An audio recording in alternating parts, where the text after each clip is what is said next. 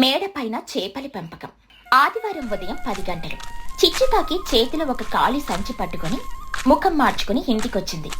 ఇంట్లో ఆమె కొడుకు చిన్నుకాకి టీవీ చూస్తూ ఉన్నాడు. చిచ్చే, నా బతకదడా, ఈ ఎండాకాలం తగలయ్యా, కనీసం ఒక్కటంటే ఒక్క చేప కూడా దొరకలేదేంటి దేవుడా? ఏమైంది మమ్మీ? మార్కెట్కి వెళ్ళావు కదా, చికెన్ తెచ్చావా? చికెన్ తినే మూడ్ లేదురా నాకు. ఆదివారం వస్తే నాకు చేపల పులుసు ఉండాల్సిందే. నిన్నటి నుండి నా నాలుక చేప చేప అని కలవరిస్తోంది. కానీ మార్కెట్లో చూస్తే ఎక్కడ ఒక్క చేప ముక్క కూడా లేదు. చెరువులన్నీ ఎండిపోయాయట. చేపలు పట్టుకోవడానికి నీళ్లు లేవట. అయితే ఏముందులే మమ్మీ, ఈ వారం పప్పుచారు వండుకుని తిందాం. సమ్మర్లో ఎవరికి చేపలు దొరకరు, అడ్జస్ట్ అవ్వాలి. చిచ్చుకాకి కోపంగా, అడ్జస్ట్ అవ్వడమా? నేనా? ఏం పాసిబుల్? నా నాలుగుకి ఆ పప్పుచారు తగిలితే నాకు వాంతలు వస్తాయి. నా పొట్టలో ఎలకలు కాదు, ఏకంగా తిమింగలాలు ఈతలు కొడుతున్నాయిరా ఆకలితో. నాకేదైనా ప్లాన్ రావాలి, అర్జెంటుగా ఒక మాస్టర్ ప్లాన్ రావాలి. చిచ్చుకాకి అటూ ఇటూ నడుస్తూ ఆలోచిస్తుంది.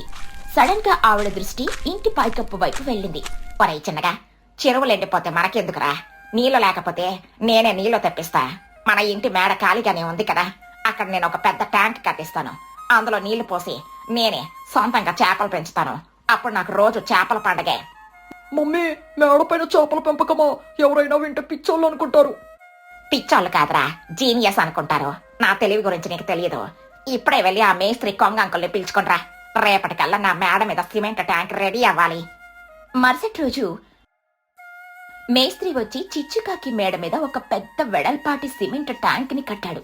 ఒక వాటర్ ట్యాంకర్ పిలిపించి అందులో నిండుగా నీళ్లు పోయించింది చిచ్చుకాకి. సమయం మధ్యాహ్నం 1 గంట. ఎండ మండిపోతుంది. చిన్నుకాకి స్కూల్ నుండి వచ్చాడు. మేడ మీద కట్టిన ఆ నీళ్ల ట్యాంకుని చూసి వాడు ఎగిరి గంతేశాడు. వెంటనే తన గదిలోకి వెళ్లి ఒక పెద్ద బాత్ రబ్బర్ ట్యూబ్ వేసుకుని పరిగెత్తుకుంటూ మేడపైకొచ్చాడు. ఆనందంతో అరుస్తూ, ఓ ఓ mummy, thank you so much అమ్మా, you are the best mummy in the world. చిచ్చుకాకి షాక్ అయ్యి, ఏమిట్రా నీకేమైంది? ఆ టైర్ ఏంటి? ఎక్కడికి వెళ్తున్నావు? ఇంకెక్కడికమ్మా, స్విమ్మింగ్ చేయడానికి. ఈ ఎండాకాలం నేను ఎండకి మాడిపోతున్నానని నా కోసం మన మేడపైన ఎంత పెద్ద స్విమ్మింగ్ పూల్ కట్టించావు. నువ్వెంత గ్రేట్ అమ్మా. నేను ఇప్పుడే ఇందులో డైవ్ చేస్తాను. యాహూ! చిన్నుకాకి ఆ నీళ్ల ట్యాంక్ లోకి దూకడానికి రెడీ అయ్యాడు.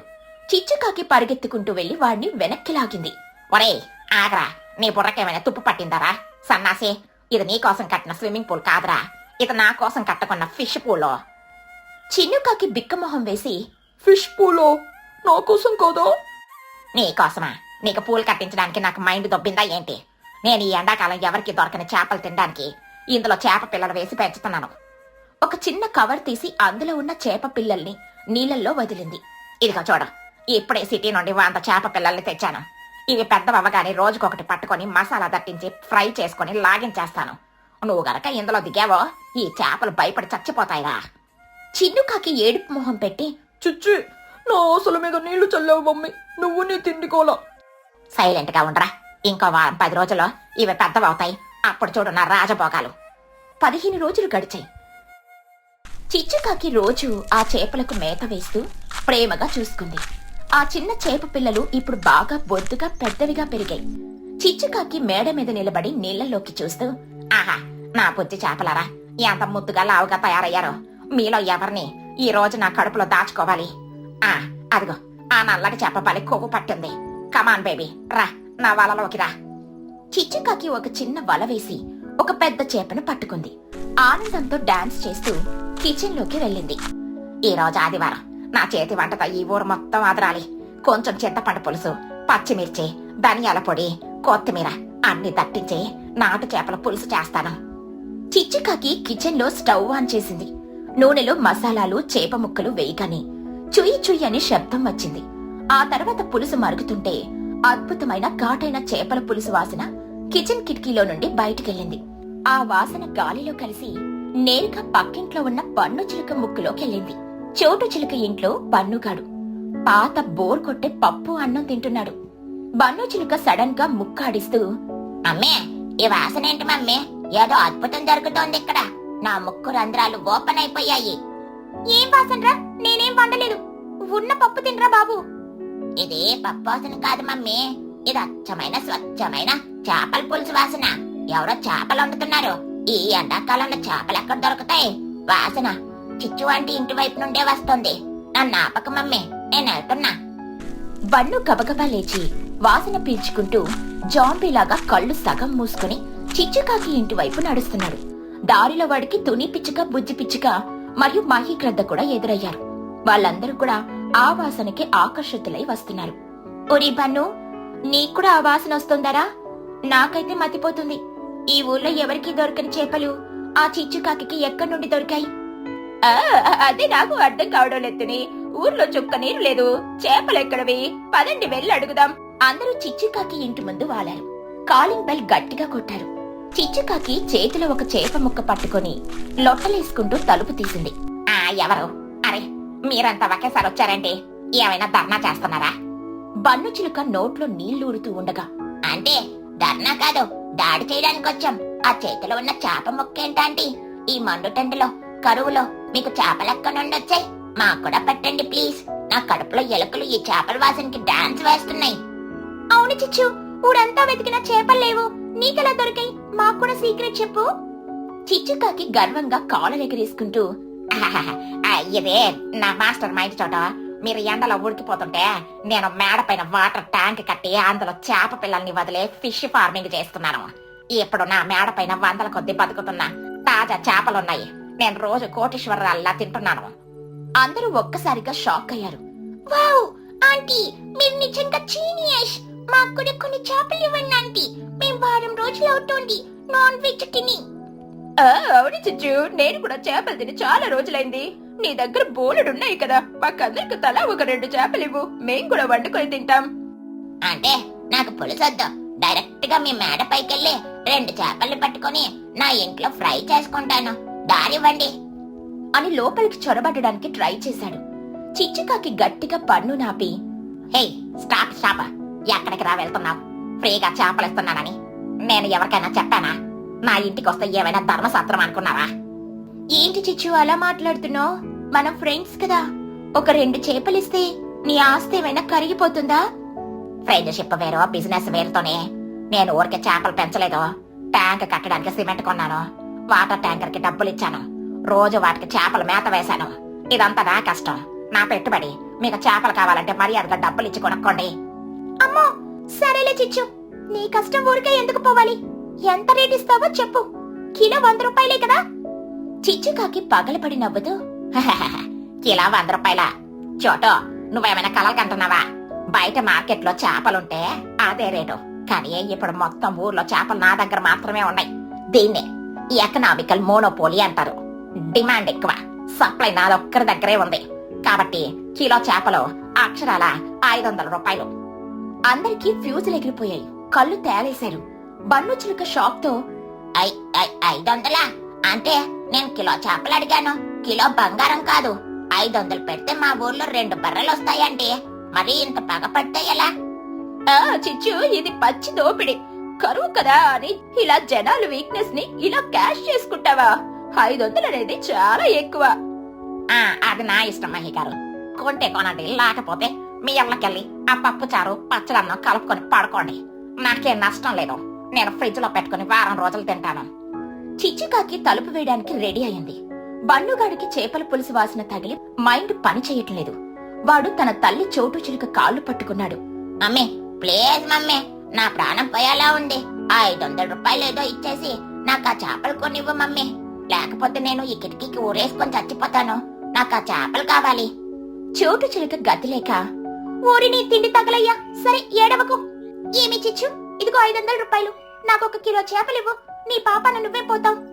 చిచ్చుకాకి నవ్వుతూ డబ్బులు తీసుకుని, నా పాపాన్ని నేను ఎందుకు పోతాను చోట, నేను లాభాల బాటలో వెళ్తున్నాను. చిన్న వెళ్ళి 1 కిలో లావు పట్టి చేపలు పట్టి తీసుకురారా. సరే చిచ్చు, నేనంత రేటు పెట్టుకోలేను, కానీ మా బుజ్జి కోసం 1/4 కిలో ఇవ్వు. ఈ 125 రూపాయలు ఉంచుకో. నాకు 1/2 కిలో ప్యాక్ చేయి చిచ్చు, ఈ ఎండాకాలంలో ఈ రేట్లు భరించక తప్పట్లేదు. అలా వచ్చిన వాళ్ళందరూ గదిలేక చిచ్చుకాకి అడిగిన రేటుకి చేపలు కొనుక్కొని తిట్టుకుంటూ ఇళ్లకెళ్లారు. సంధ్యా సమయం. చిచ్చుకాకి మేడపైన ఉన్న సిమెంట్ ట్యాంక్ పక్కన ఒక కుర్చీ వేసుకుని ఒక చేతిలో చేపల ఫ్రై తింటూ ఇంకో చేతిలో నోట్ల కట్లు లెక్క పెట్టుకుంటోంది. 50, 100, 500, 1000. వావ్, ఒకే రోజులో 10,000 రూపాయల లాభం. నాకసలు ఈ ఐడియా ఎలా వచ్చింది దేవుడా? నేను పక్షిని కాను, బిజినెస్ మ్యాగ్నెట్ ని. రేపు ఈ ట్యాంక్ సైజ్ ఇంకా పెంచాలి. పక్క ఊరి వాళ్ళకు కూడా ఈ యాడ్ ఇవ్వాలి. కిలో 600 చేసిన కొంటారు బకరాలు. మమ్మీ నువ్వు చాలా ఇంటెలిజెంట్, కానీ ఆ బన్నుగడ్డ రేపు మళ్ళీ వస్తాడా? రాకెక్కడికి పోతాడ్రా, వాడు ఆకలి నా ఏటీఎం మిషన్. వాడికి ఫుడ్ మీద ప్రేమ ఉన్నంత వరకు నా జేబులో డబ్బులు పడుతూనే ఉంటాయి. ఈ కథలోని నీతి ఏంటంటే, అవసరాన్ని అవకాశంగా మార్చుకున్నవాడు ఎప్పుడూ విజయం సాధిస్తాడు. కాని చిచ్చుకాకిలాగా మరీ దోపిడీ చేయకూడదు. బన్నుగాడిలాగా తిండి కోసం అప్పుల పాలు కాకూడదు. టోనీ పిచ్చుక ఎండలో చేపల పుట్ట నెత్తిన పెట్టుకుని అమ్ముతోంది. చేపలు, తాజా తాజా చేపలు, చెరువులో ఇప్పుడే పట్టిన చేపలమ్మా, ఎవరికి కావాలి? బుజ్జి పిచ్చుక కాలేజ్ బ్యాగ్ వేసుకుని అక్కడికొచ్చి, అమ్మా నేను కాలేజ్కి వెళ్తున్నాను, కానీ ప్రిన్సిపల్ గారు నిన్న గట్టిగా చెప్పారు, ఈ రోజు కాలేజీకి ఫీజు కట్టకపోతే రేపటి నుండి క్లాస్లోకి రానివ్వడంటమ్మా, ఎలాగైనా డబ్బులు కట్టాలి. అయ్యో, ఫీజు లాస్ట్ డేట్ ఈ రోజేనా బుజ్జి? నువ్వు కంగారు పడుకు తల్లి, నేను ఎలాగోలా ఈ చేపలమ్మి మధ్యాహ్నం కల్లా నీ ఫీజు డబ్బులు కాలేజీలో కట్టేస్తాను. నువ్వు ధైర్యంగా వెళ్ళు. సరేనమ్మా. నాన్న దుబాయ్ నుండి ఎప్పుడు వస్తాడు? నాన్న వస్తే మన కష్టాలు తీరిపోతాయి కదా. వస్తాడులే బుజ్జి, నాన్న కూడా మన కోసమే కదా అక్కడ ఎండలో కష్టపడుతున్నాడు. నువ్వెళ్ళు. ఆ రోజు తుని పిచ్చుక ఎండనక వాననక ఊరంతా తిరిగి చేపలమ్మింది. తెలిసిన వాళ్ళ దగ్గర కొంచెం అప్పు చేసి బుజ్జి కాలేజ్ ఫీజు కట్టేసింది. కొన్ని నెలలు గడిచాయి. ఒకరోజు సాయంత్రం టోనీ పిచ్చుక ఇంట్లో వంట చేస్తోంది. సడన్ గా తలుపు మీద నాక్ నాక్ అని సౌండ్ వచ్చింది. టోనీ వెళ్లి తలుపు తీసింది. ఎదురుగా సూట్ కేసు పట్టుకుని కళ్ళద్దాలు పెట్టుకుని రాజు పిచ్చుక నిలబడున్నాడు. టోనీ పిచ్చుక షాక్ అయ్యి కళ్ళల్లో నీళ్లతో, ఏంటండి మీరా? దుబాయ్ నుండి ఎప్పుడొచ్చారు? కనీసం ఫోన్ చేసి చెప్పొచ్చు కదా. సర్ప్రైజ్ ఇద్దామని ఫోన్ చేయలేదు తుని, ఎలా ఉన్నావు? తుని పిచ్చుక ఏడుస్తూ, ఎలా ఉన్నానేంటండి, ఇన్ని రోజులు పట్టిందా మీరు ఇంటికి రావడానికి? మీకోసం నేను ఇక్కడ ఎంత ఎదురు చూశానో తెలుసా? బుజ్జికి నేను అబద్ధాలు చెప్పి చెప్పి అలసిపోయాను. అయ్యయ్యో, కంగారు పడుకుతుని, ఎన్నాళ్ళు కష్టపడ్డావు, కానీ ఇప్పుడు నేను వచ్చేసాను కదా, ఇంకేంటి, మనకేం బాధలు లేవు, మన దరిద్రం తీరిపోయింది. అంటే మీరు డబ్బులు బాగానే సంపాదించారా అండి? మన అప్పులన్నీ తీరిపోతాయా? రాజు పిచ్చుక కాలర్ ఎగరేసుకుంటూ, ఏం మాట్లాడుతున్నావు తుని? నీ మొగుడు దుబాయ్లో ఊరికెళ్ళాడు, గట్టిగా సంపాదించాడు. నీకు తెలుసా నేను ఎంత తెచ్చాను? అక్షరాల 2 లక్షల రూపాయలు సంపాదించి తెచ్చాను అని ఒక బ్యాగ్ చూపించాడు. నువ్వేం కంగారు పడకు, మన అప్పులన్నీ క్లియర్ చేద్దాం. 2 లక్షలా? కానీ అండి, మనకున్న అప్పు ఎంతో మీకు తెలుసా? ఎంత తుని? నాకు తెలిసి ఒక 20,000 లేదా మహా అయితే 30,000 అనుకుంటున్నాను. అంతే కదా, ఒకేసారి కట్టేసి పారేద్దాం. తుని పిచ్చుక భయపడుతూ తలదించుకొని, కాదండి, మన అప్పు 30,000 కాదు, అక్షరాల 2,50,000. ఆ ఫిగర్ వినగానే రాజు పిచ్చుక గుండె ఆగినంత పనైంది. కళ్ళు బయటకొచ్చాయి. రాజు పిచ్చుక వణుకుతున్న గొంతుతో, ఎంతో? 2,50,000? రాజు పిచ్చుక కళ్ళు తిరిగి చెట్టు నరికినట్లు వెనక్కి దబేల్మని కింద పడిపోయాడు. స్పృహ తప్పాడు. అయ్యో, ఏవండి ఏవండి, లేవండి, బుజ్జి నాన్న పడిపోయాడ్రా, త్వరగా నీళ్లు తీసుకురా. టుని గబగబా ఒక చెంబుడు నీళ్లు తీసుకొనొచ్చి రాజు ముఖం మీద చప్మని కొట్టింది. రాజు ఉలిక్కిపడి లేచి కూర్చున్నాడు. గాలి పీల్చుకుంటూ, అమ్మో, నేను దుబాయ్లో ఉన్నానా లేక నరకంలో ఉన్నానా? ఏంటి తుని, అంత తప్పుందా? నేను దుబాయ్లో చెమటలు కక్కి ఎమకలు అరగదీసి 2 లక్షలు తెస్తే ఇక్కడ నువ్వు 2.5 లక్షలు అప్పు చేసావా? నన్ను చంపైతుని. ఏడవకండండి, నేను ఊరికే అప్పు చేయలేదు. మన కూతురు కాలేజీ ఫీజులు, పుస్తకాలు, అలాగే ఇల్లు కడవాలి కదా. మీరేమో 6 నెలలకు ఒకసారి కొంచెం డబ్బులు పంపేవారు. ఆ డబ్బు సరిపోక ఊరి పెద్ద మహిగారి దగ్గర అప్పు చేశాను. రాజు పిచ్చుక తల పట్టుకుని, నా కర్మ, దర్జాగా బ్రతుకుదామనుకుంటే ఈ ఈఎంఐలు బ్రతుకు తప్పేలా లేదు. సరే, జరిగింది ఏదో జరిగింది. ఇప్పుడు నా దగ్గర ఉన్న 2 లక్షలు తీసుకెళ్లి ఆ మహిగారికి కట్టేద్దాం పదా. మిగతాది నెమ్మదిగా కడదాం. ముందు ఆ టెన్షన్ వదిలించుకుందాం. తుని రాజు కలిసి ఊరి పెద్ద మహిగ్రద్ద ఇంటికి వెళ్లారు. ఏంటి రాజు, ఎప్పుడో దుబాయ్ నుండే నా అప్పులు ఏమైనా తెచ్చావా లేదా? తెచ్చాను మహిగారు. బ్యాగ్ ఓపెన్ చేసి 2 లక్షలు టేబుల్ మీద పెట్టాడు. ఇదిగోండి 2 లక్షలు, ఇవి అప్పు కింద జమ చేసుకోండి. వెరీ గుడ్ రాజు, టైంకి వచ్చావు. కానీ ఇంకా 50,000 బ్యాలెన్స్ ఉంది కదా, అదెప్పుడు ఇస్తావు? మహిగారు, దయచేసి ఒక నెల రోజులు టైం ఇవ్వండి. ఇంకో 50,000 నేను ఖచ్చితంగా ఇస్తాను. అప్పటిదాకా వడ్డీ వేయకండి ప్లీజ్. సరే రాజు, మీ ఆవిడ తుని చాలా కష్టజీవి. ఆవిడ మొహం చూసి ఒక నెల టైం ఇస్తున్నాను. నెలలోపు నా డబ్బులు నా టేబుల్ మీద ఉండాలి. తప్పకుండా మహి గారు, ఇచ్చేస్తాము అంటూ ఇద్దరూ ఇంటికి బయలుదేరారు. రాత్రి సమయం ఇంట్లో తుని పుచ్చి రాజు కూర్చున్నారు. రాజు చాలా సీరియస్ గా ఉన్నాడు. వాడి ముఖంలో దుబాయ్ దర్జా పోయి పిసినారి భయం మొదలైంది. తుని, బుజ్జి, జాగ్రత్తగా వినండి. ఈ రోజు నుండి మన ఇంట్లో ఎమర్జెన్సీ అమలులో ఉంటుంది. మన మీద ఇంకా 50,000 అప్పుంది. దాన్ని నెలలోపు తీర్చాలి. కాబట్టి ఇప్పటి నుండి మన ఇంట్లో ప్రతిదీ కొంచెం కొంచెమే వాడుకోవాలి. అంటే ఏంటి నాన్న, కొంచెం కొంచెం వాడడం ఏంటి? అంటే కరెంటు బిల్లు రాకూడదు. కేవలం ఒకే ఒక బల్బు వేసుకోవాలి. ఫ్యాన్ స్పీడు 1లోనే ఉండాలి. నీళ్ల బిల్లు రాకూడదు. స్నానం చేయడానికి సగం బకెట్ నీళ్లే వాడాలి. సబ్బు ఎక్కువగా కరగకూడదు. అనవసరంగా ఏది కొనకూడదు. అర్థమైందా? అదేంటండి, మరి అంత పిసినారితనం ఎందుకు? ఏదో కష్టపడి సంపాదిద్దాం. సంపాదిద్దాం అదొక్కటే కాదు. రేపటి నుండి నేను నా పాత సైకిల్ తీసుకుని చెరువు దగ్గరికి వెళ్ళి చేపలు పడతాను. వాటిని సంతలో అమ్మి డబ్బులు తెస్తాను. ఇంట్లో ఫుడ్ కూడా వేస్ట్ అవ్వకూడదు. ప్రతి గింజకి ఒక లెక్క ఉండాలి. ఇదే నా ఫైనల్ ఆర్డర్. ఇక మరుసటి రోజు రాజు ఉదయాన్నే తన పాత సైకిల్ తీసుకుని చెరువుకు వెళ్ళాడు. రోజంతా ఎండలో కష్టపడి చేపలు పట్టాడు. వాటిని సంతలో అమ్మి డబ్బులు సంపాదించాడు. చివరిగా ఇంటికొచ్చేటప్పుడు అమ్మగా మిగిలిన ఒకే ఒక చిన్న చేపను చేతిలో పట్టుకుని వచ్చాడు. తునే, ఈ ఒక్క చేప మిగిలింది. దీన్ని వండు. ఈ రోజు మన ముగ్గురికి ఇదే కూర. ముక్క చిన్నదైనా పులుసు గట్టిగా ఉండాలి. అన్నంలో కలుపుకొని తినడానికి బాగుండాలి. సరేనండి, మీరు స్నానం చేసి రండి. రాత్రి 8 గంటలు. ముగ్గురు భోజనానికి కూర్చున్నారు. తుని అన్నం, ఆ చిన్న చేప పులుసు వడ్డించింది. అందరూ ఇష్టంగా తిన్నారు. భోజనం అయిపోవచ్చింది. గిన్నెలో ఇంకా కొంచెం అన్నం మిగిలింది.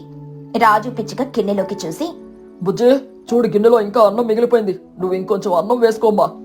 బుజ్జి పిచ్చుక పొట్ట పట్టుకుని, నాకొద్దు నాన్న, నాకు సరిపోయింది. నా కడుపు ఫుల్ అయిపోయింది. ఇంకా ముద్ద తింటే వామిటింగ్ అవుతుంది. ఓహో, సరిపోయిందా? సరే తుని, నువ్వు ఆ మిగిలిన అన్నం వేసుకో. ఏది వేస్ట్ అవ్వకూడదని చెప్పాను కదా. నాకు కూడా సరిపోయిందండి. పొద్దుటి నుండి పని చేసి నాకు ఆకలేదు. పైగా మీరు పగలంతా ఎండలో చేపలు పట్టి అలసిపోయారు కదా. ఆ మిగిలిన అన్నం మీరే తినండి, మీకు బలం వస్తుంది. నాకు కూడా కడుపు నిండిపోయింది తుని, నేను తినలేను. సడన్ గా గొంతు పెంచి కోపంగా, అయినా నువ్వింత అన్నం ఎందుకు ఎక్కువగా వండావు తుని? తుని పిచ్చుక కంగారుగా, అంటే ఏదో కొంచెం ఎక్కువైందండి. దానికేముంది, ఒక చిన్న కిన్నెడు అన్నం మిగిలితే ఏమవుతుంది, ఉదయం తిందాంలే. రాజు పిచ్చుక గట్టిగా అరుస్తూ, ఏమవుతుందా? ఇది ఎండాకాలం తుని. అన్నం కొద్దిసేపు మాత్రమే బాగుంటుంది. రేపటికల్లా అది పాడైపోతుంది, పులిసిపోతుంది. అప్పుడు దాన్ని పారేయాలి కదా. నీకు బుద్ధి లేదా? అసలు నీకు తెలుసా, బయట మార్కెట్లో బియ్యం రేటు ఎంతుందో? 1 కిలో బియ్యం కొనాలంటే నా రక్తం చెమటగా మారుతుంది. అలాంటిది నువ్వు ఈ అన్నం వేస్ట్ చేస్తావా? అయ్యో, దానికి ఎందుకు అంతలా అరుస్తున్నారు? నేను కావాలని వండలేదు కదా. నువ్వు కావాలని వండకపోయినా బియ్యం రేటు నా ప్రాణం తీస్తుంది. ప్రతి ఒక్క గింజ నా రక్తం బొట్టుతో సమానం. ఈ అప్పుల బాధలో ఉంటే నువ్వు ఒక గిన్నెడు అన్నం వేస్ట్ చేస్తావా? పళ్ళెం పక్కకు పెట్టి, రేపటి నుండి ఒక బియ్యం గింజ కూడా ఎక్స్ట్రా వండకూడదు. కరెక్ట్ గా ముగ్గురికి సరిపోయే 10 ముద్దలు మాత్రమే వండాలి. ఇదే లాస్ట్ వార్నింగ్. నాన్న, ఒక చిన్న అన్నం ముట్టికే ఇంత గొడవెందుకు? నువ్వు మరి పిసినారిలాగా మారిపోతున్నావు. అవును, నేను పిసనారుని. ఆ 2.5 లక్షల అప్పు నన్ను అలా మార్చేసింది. అప్పులు తీరాలంటే ఈ పిసనారితనమే నన్ను కాపాడుతుంది. అలా రాజు పిచ్చుక ఇంట్లో ప్రతిదీ లెక్క పెట్టుకుంటూ పిసినారిగా మారిపోయాడు. పాలు, కరెంటు, నీళ్లు, బియ్యం అన్నీ రేషనింగ్ చేసేశాడు. రోజు ఎండలో సైకిల్ మీద చేపలు పట్టి వాటిని లాభానికి అమ్మాడు. ఇంట్లో 1 రూపాయి కూడా వేస్ట్ చెయ్యనివ్వలేదు. నెల రోజులు గడిచాయి. కష్టపడి కూడబెట్టిన 50,000 రూపాయలు తీసుకుని మహిగ్రద్ద దగ్గరికెళ్లాడు. మోహి గారు, ఇదిగోండి మీ 50,000. మన అప్పు తీరిపోయింది. నా అకౌంట్ క్లియర్. ఒరే గొడ్డు రాజు, చెప్పిన టైంకి ఇచ్చేసావు. 1 నెలలోనే ఈ డబ్బులు ఎలా సంపాదించావు? రాజు పిచ్చుక నవ్వుతూ, అంతా నా పిసినారుతన మహి గారు. 1 గింజ అన్నం వేస్ట్ చేయకుండా బ్రతికాం. అందుకే అప్పు తీరింది. సరే సరే, ఇప్పుడు అప్పు తీరింది కదా, ఇకపై మీ కుటుంబంతో ప్రశాంతంగా సుఖంగా బతుకు రాజు. అప్పు తీరిపోయింది. రాజు పిచ్చుక, తుని, బుజ్జి సంతోషంగా ఉన్నారు. కాని రాజు పిచ్చుక పిసినారి బుద్ధి మాత్రం పోలేదు. ఇంట్లో రాత్రి భోజనం. ఏవండి, అప్పు తీరింది కదా, ఈ రోజు కొంచెం అన్నం ఎక్కువగా వండాను. చికెన్ కూడా తెచ్చాను, హాయిగా తినండి. చికెన్ తెచ్చావా? సరేలే, కానీ అన్నం మాత్రం ఎక్కువ తినుకో. 1 గింజ మిగిలిన నేను ఊరుకోను. బియ్యం రేట్లు ఆకాశంలో ఉన్నాయి. తుని పుచ్చి ఒకరి ముఖాలొకరు చూసుకుని తల బాదుకున్నారు. అప్పు తీరినా వీడి పిసినారితనం పోలేదురా దేవుడా అనుకున్నారు. ఈ కథలోని నీతేంటంటే అప్పుల బాధ మనిషిని ఎంతటి పిసినారిగానైనా మారుస్తుంది. జాగ్రత్తగా ఖర్చు పెట్టడం మంచిదే కాని మరీ ప్రతి మెతుకుకి గొడవ పెట్టడం కరెక్ట్ కాదు. అయినా సరే రాజు పిచ్చుక తన కుటుంబాన్ని అప్పుల నుండి బయటపడేసిన బాధ్యత గల తండ్రి.